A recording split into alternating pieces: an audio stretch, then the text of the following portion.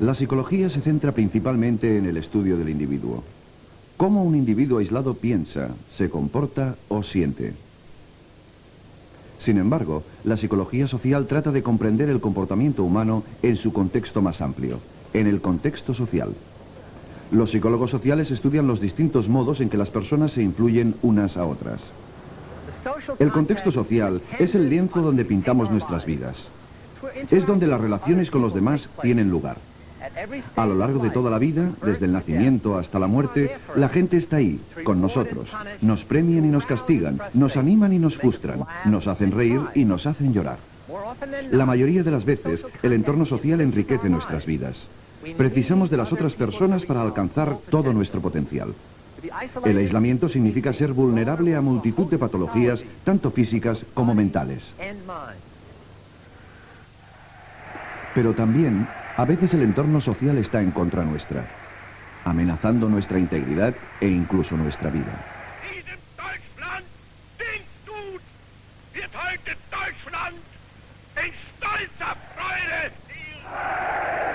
Durante los años 30 y 40, el mundo fue testigo y casi sucumbió a los horrores del fascismo. Bajo el mando de este hombre, la guerra se extendió por todos los continentes.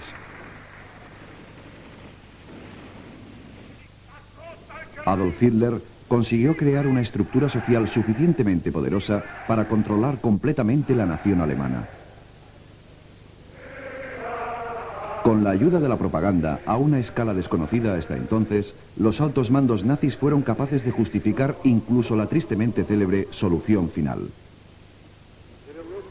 Inevitablemente, los psicólogos sociales empezaron a preguntarse cómo era posible que un dictador pudiese transformar individuos racionales en masas ciegamente obedientes.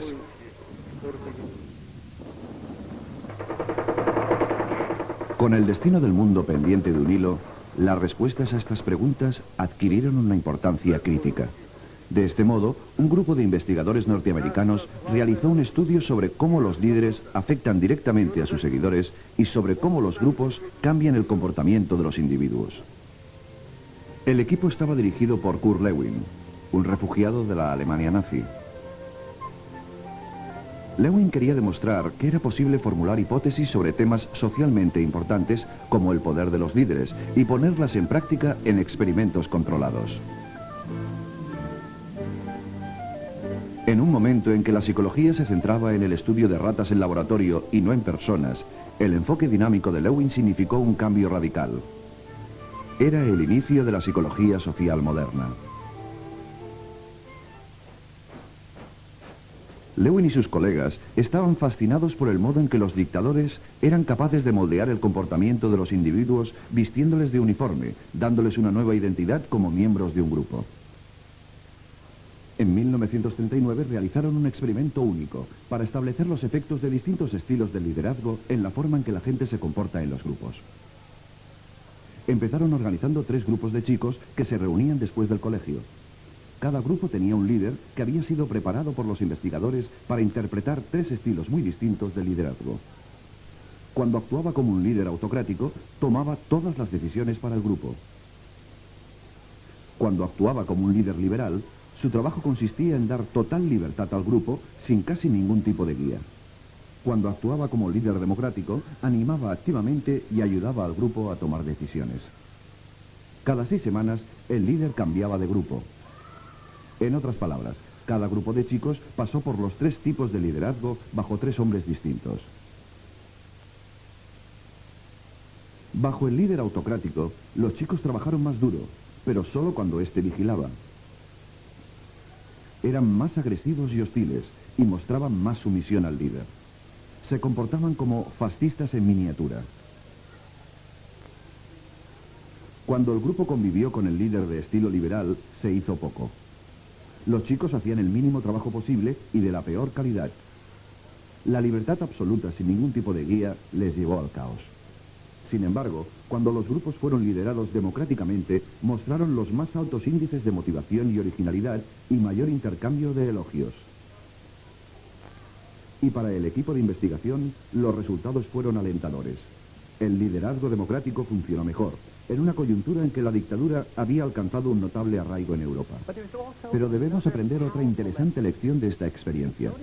Fijémonos en que los factores críticos del experimento eran el estilo del liderazgo y las situaciones sociales que él construía, y no la personalidad de los individuos implicados. Esto nos lleva a uno de los temas centrales de la psicología social. Las situaciones sociales controlan significativamente el comportamiento individual. Para Lewin, el comportamiento humano siempre es la suma del individuo y su entorno social. Ello significa que lo mejor y lo peor de la naturaleza humana a menudo puede mostrarse manipulando determinados aspectos del entorno social. En otro experimento clásico, se probaba que incluso nuestras percepciones más evidentes pueden manipularse. ¿Qué línea de las de la derecha cree usted que es como la de la izquierda? Naturalmente, la respuesta correcta es la B. Resulta evidente para cualquiera con una visión normal, ¿o no? Supongamos que es el protagonista de lo que cree ser un experimento sobre la capacidad de juicio visual, aunque en realidad se trata de un experimento sobre la conformidad. Cuando se pide a los demás individuos que elijan la línea correcta, hacen algo extraño. Eligen la C en lugar de la B. Este es su turno. ¿Qué dirá? En este experimento, dirigido por Solomon Asch, todos, excepto el protagonista, eran miembros de su equipo. En esta situación, el 70% de los sujetos estuvieron por lo menos una vez de acuerdo con la respuesta errónea de la mayoría, y la mayoría de los que no lo hicieron se sentían incómodos por no seguir en el grupo.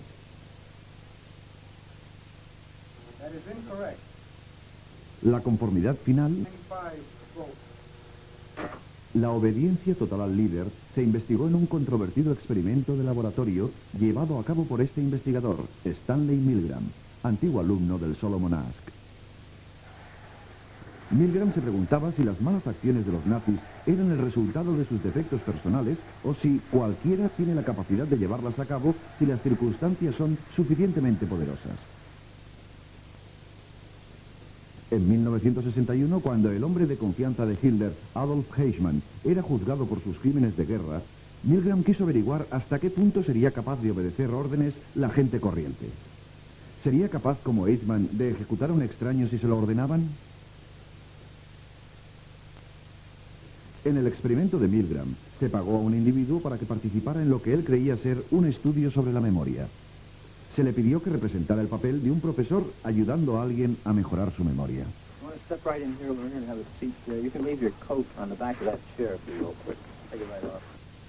Guiando al sujeto estaba el investigador, con bata blanca de laboratorio, que actuaba como la máxima autoridad en la situación. Tanto el investigador como el alumno formaban parte del equipo de Milgram. Pero, ¿cómo debía el sujeto ayudar al alumno a mejorar su memoria? Mediante descargas eléctricas a modo de castigo por cada error.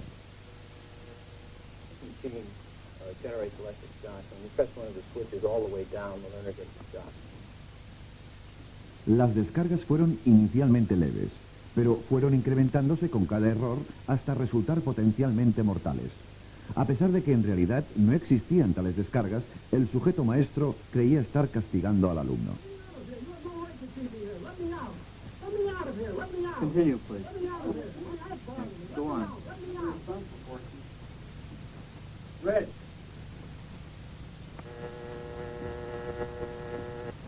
That is incorrect. This will be at 3:30.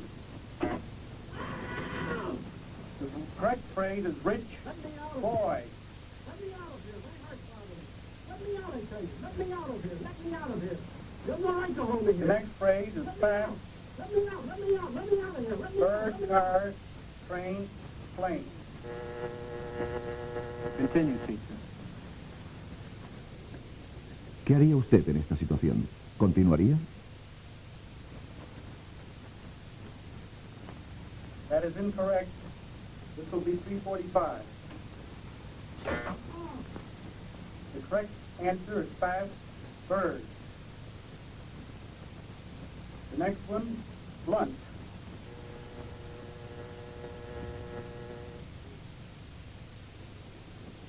Durante el experimento, se pidió a 40 expertos que predijeran la reacción de los sujetos.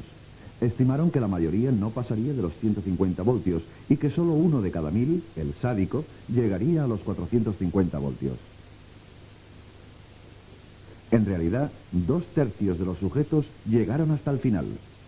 A pesar de que muchos opusieron objeciones, la mayoría obedeció. Le pregunté a Stanley Milgram cuántos de los sujetos que abandonaron el experimento se levantaron a ayudar al alumno sin antes pedir permiso al investigador. Dijo, ninguno, ni uno. La obediencia ciega, por tanto, no es exclusiva de la mentalidad fascista. Forma parte de la condición básica humana manifestada por la presión de la situación. Cientos de sujetos obedecieron al investigador, hombres y mujeres, jóvenes y viejos. Como escribió C.P. Snow, al pensar en la larga y truculenta historia de la humanidad, veremos que se han cometido muchas más atrocidades en nombre de la obediencia que en nombre de la rebelión. Cuando intentamos entender cualquier aspecto inusual del comportamiento humano, como el de los guardias nazis o el de los sujetos en el experimento anterior, generalmente nos lo explicamos atribuyéndolo a los rasgos personales, sin considerar en profundidad el impacto de la situación. Esta tendencia dual a atribuir las causas del comportamiento a factores personales, subestimando los efectos de una situación determinada, es lo que se llama error de atribución fundamental. Todos cometemos el error de atribución fundamental, en parte porque nuestra cultura pone el énfasis en las realizaciones individuales y en parte porque nos cuesta admitir con cuánta facilidad podemos ser manipulados por la fuerza de las situaciones. Pongamos, por ejemplo, el extraño caso de la prisión de la Universidad de Stanford, que en su día se encontraba aquí, en el sótano del edificio de psicología. Formaba parte de un insólito experimento sobre la psicología del encarcelamiento que mis colegas Craig Hane, Carl Banks, Carlo Prescott y yo dirigimos a principios de los 70. Queríamos ver qué ocurría al enfrentar a buenas personas con una mala situación. En este caso, la cárcel. Cada uno de los estudiantes voluntarios para el experimento fue cuidadosamente examinado. Todos tenían que estar física y psicológicamente sanos para poder participar. Un pequeño grupo de estudiantes fue elegido al azar para que hiciera de prisioneros, y los otros fueron los guardias. Sorprendimos a los prisioneros arrestándoles en sus casas y en sus dormitorios. Una vez en la cárcel, uniformes y símbolos de estatus, normas y otros detalles ayudaron a distinguir los dos grupos que al principio eran indistinguibles. Los prisioneros sufrieron una serie de rituales para establecer su nueva condición de inferioridad. Vivían en celdas minúsculas. Se pasaban las 24 horas del día aquí, alejados de su entorno habitual.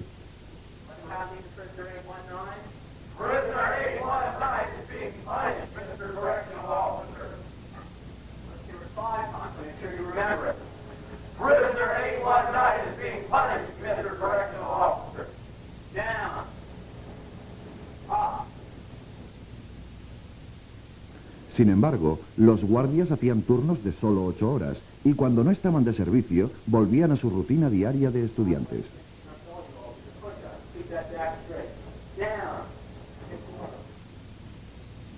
Lo ocurrido nos sorprendió a todos. La fantasía se convirtió en realidad. El límite entre el personaje que cada uno interpretaba y su verdadera identidad personal fue eliminado.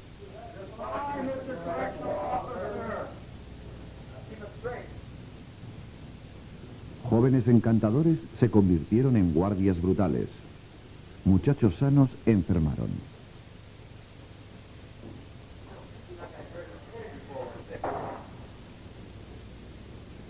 Muchachos activos se convirtieron en prisioneros pasivos, como zombies.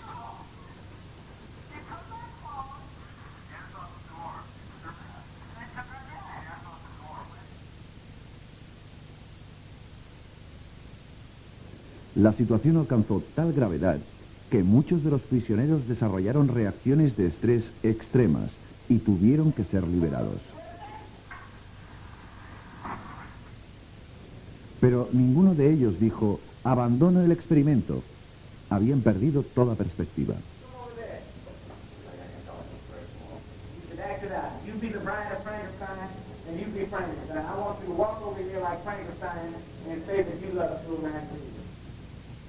¿Qué tipo de guardia serías? ¿Sádico o comprensivo? ¿Seríais un prisionero conformista o un heroico resistente? El estudio de la prisión, como el experimento de Milgram, no es común en la investigación de la psicología social. Algunos psicólogos consideran que ambos estudios violan los principios éticos y que nunca debieron realizarse. 2, 3, 4, 5, 6, 7, 8, 9, 10. Now you go over there and tell 546 that you love him. I love you. Well, ain't that sweet? Ain't that sweet? A veces, incluso me olvidaba de que era un experimento y actuaba como un guardián de prisión. Así que nos vimos forzados a suspender después de 6 días lo que había estado planeado como un experimento de 2 semanas.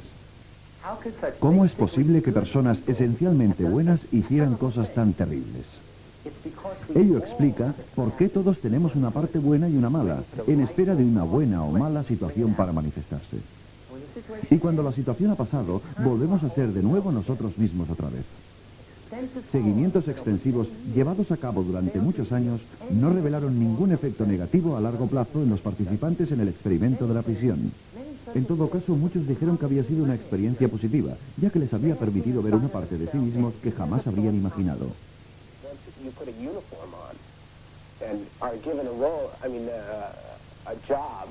Saying your job is to keep these people in line, then you're certainly not the same person as if you're in street clothes and in a different role. You really become that person once you put on that khaki uniform, you put on the glasses, you take the nightstick, and you act the part. That's your costume, and you have to act accordingly when you put it on. It still is a prison to me. I don't look on it as an experiment or a simulation. It was just a prison that was run by psychologists instead of run by the state. I began to feel that identity, that the person that I was, that had decided to go to prison, was distant from me, was remote, until finally I wasn't that. I was 416. I was really my number, and 416 was going to have to decide what to do.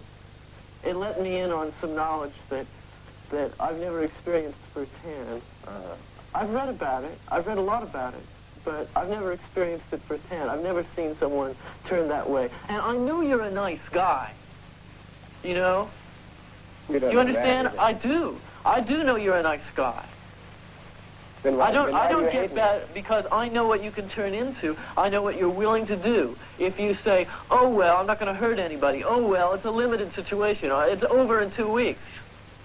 Well, you in position, what would you have done? I don't know. Los experimentos como el estudio de la prisión, que iluminan el lado más oscuro de la naturaleza humana, también despiertan importantes cuestiones éticas sobre el tratamiento de los sujetos. Actualmente, los principios éticos de la investigación son mucho más estrictos que hace unos años. Gabinetes de evaluación independientes evalúan todas las propuestas de investigación para así proteger la integridad de los sujetos, sopesar los costes emocionales y físicos con los beneficios científicos. Es poco probable que el experimento de Milgram o el de la prisión pudieran realizarse actualmente debido al sufrimiento que causaron. Ahora debéis preguntaros si otros psicólogos sociales estudiaron una parte mejor de la naturaleza humana en la que el poder de la situación tenga efectos positivos. Afortunadamente, la respuesta es sí. Veamos la única copia de la grabación de un interesante experimento realizado por el psicólogo Tom Moriarty en la playa de Nueva York. El hombre de la derecha fingirá robar una radio de un miembro del equipo de investigación. Ahora fijémonos en la reacción de la gente de alrededor. Nada. Pero, ¿qué pasa si la víctima le pide un favor a su vecino? Que le vigile la radio. ¿Qué ocurre? Mediante una simple demanda, se fragua un vínculo especial entre las personas y se establece la responsabilidad personal. ¿Queréis convertir la apatía en acción? Intentad pedirlo. Probad de cambiar la situación y veréis cómo cambia el comportamiento.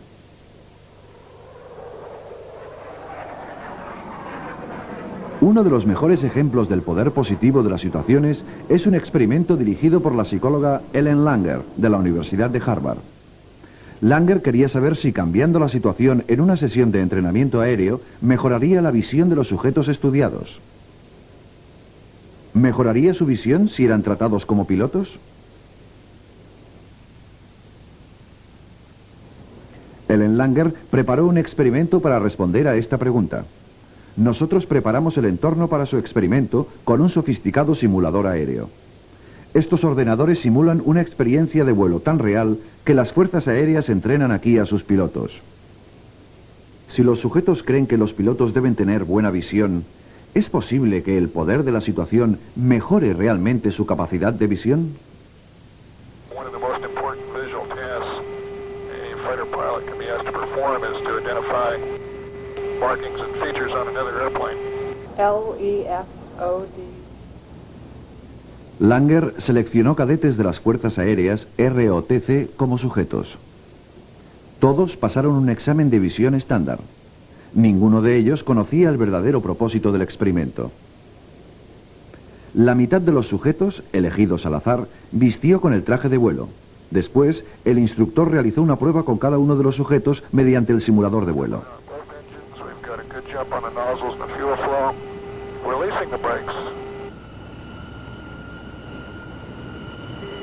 Now the airplane's accelerating out real well, approaching 350. Left engine checks good, burner termination, the right one's coming in. And we'll level at 7,000 feet. And just go through a very brief exercise on the flight controls. El sujeto estaba ahora al mando de una importante situación. Go ahead and get the radar set up here, so we can pick up the target on the radar when he shows up. Okay, now we've got a target. Okay, what's his indicated airspeed? 300. 300, all right. Good closure. Looks like an FB-111. Okay, we'll roll out on a heading of north, and we'll be at 7,000 feet, 350 indicated. Durante el vuelo, el instructor pidió al sujeto que identificara marcas en el otro avión. If you look at the aircraft, cover your left eye and read what you see, please. All right. F, D, T, L. En realidad, las marcas consistían en el mismo examen de visión que habían pasado anteriormente. Your left eye and read what you see, please. Okay. El 40% de los sujetos en esta situación mejoró su ejecución durante el segundo examen visual. Sin embargo, para el segundo grupo de control, la situación era diferente. Estos cadetes no fueron tratados como pilotos. No se pusieron el uniforme de piloto y se les dijo que el simulador estaba estropeado, que solo funcionaban algunas representaciones visuales. Cada uno de los sujetos pasó el mismo examen visual que el primer grupo.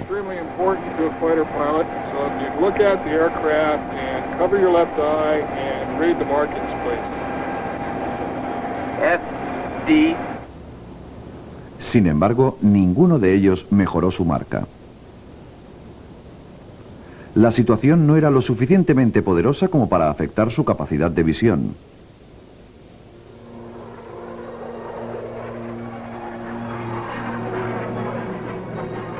Este es el resultado. Hemos visto cómo la psicología social explora la influencia de los líderes, los grupos y las sociedades.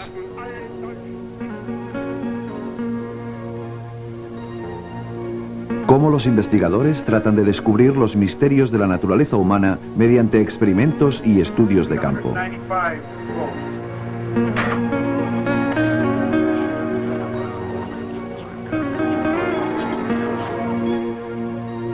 Y hemos visto ejemplos de una de las lecciones más importantes de la psicología social, el poder de las situaciones.